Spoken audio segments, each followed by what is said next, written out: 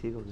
رمضان المبارک میں عشاء کی نماز جماعت کے ساتھ پڑھی ہے تو وطر بھی جماعت کے ساتھ پڑھنا ہوں گے؟ نہیں، ضروری نہیں ہے. یہ یعنی نفلی نماز ہے نا وطر، اس کی جماعت رمضان میں سنت ہے.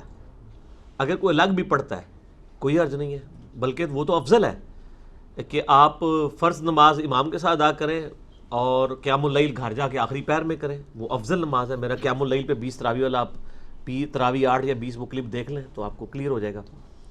باقی رمضان کے علاوہ بھی وطر کی نماز جماعت سے پڑھی جا سکتی سر.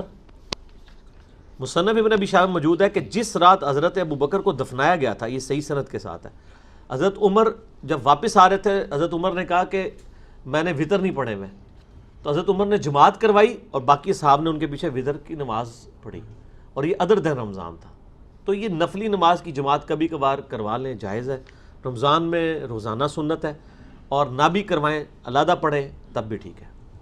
یہ ضروری نہیں ہے، بلکہ یہ فقہ حنفی میں بھی یہ مسئلہ نہیں ہے. بار شریعت میں نے لکھا ہے کہ جو پبلک میں مشہور ہے کہ جس نے 4 فرض جماعت سے پڑھے اس پہ لازمی ہے کہ وہ وطر بھی جماعت سے پڑھے، یہ مسئلہ باطل ہے.